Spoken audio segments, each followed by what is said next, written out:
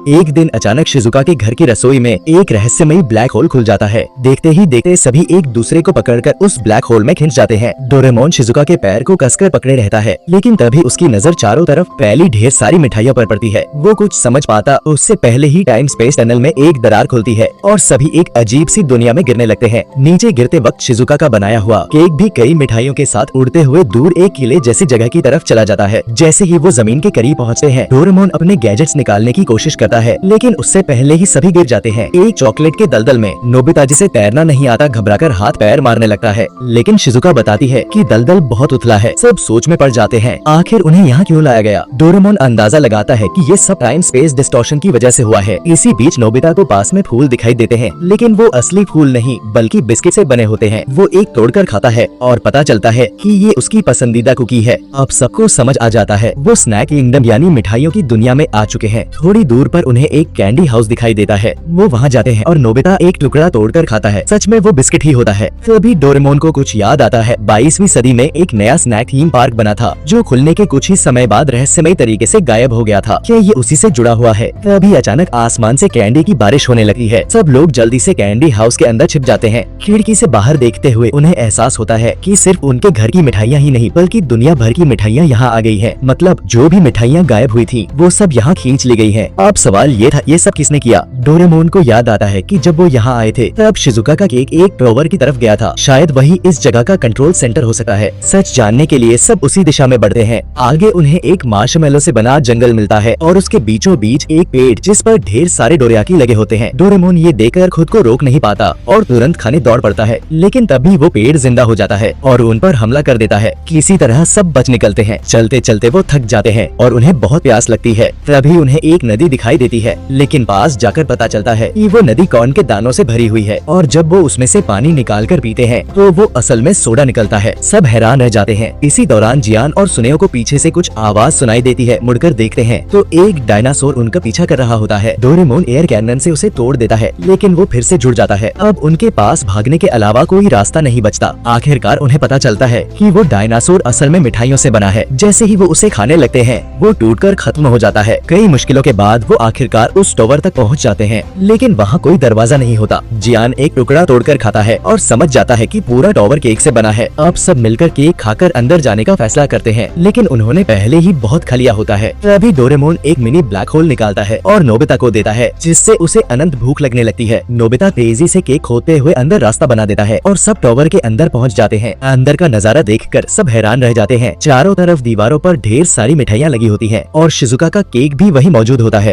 तभी ऊपर से एक मोटा आदमी नीचे गिरता है, वही इस सब के पीछे होता है। वो बताता है कि उसने ये सब इसलिए किया ताकि दुनिया की सारी मिठाइयों पर कब्जा कर सके। ये सुनकर नोबिता गुस्से में आ जाता है और शिजुका के केक को बचाने के लिए उसकी मशीन ही खा जाता है। अब वो आदमी जमीन पर गिर जाता है और दर्द से तड़पने लगता है। जब वो मुंह खोलता है तो सब देखते हैं कि उसके दांतों में बहुत सारे कीड़े लगे हैं। डोरेमोन अपने गैजेट से उसके दांत ठीक कर देता है। असल में वो आदमी खुद मिठाई खा नहीं सकता था और दूसरों को खाते देखकर जलता था। इसी जलन में उसने ये सब किया। तभी टाइम पुलिस आ जाती है और उसे गिरफ्तार कर लेती है। आखिर में उस स्नैक थीम पार्क को वापस 22वीं सदी में ले जाया जाता है ताकि उसे फिर से खोला जा सके।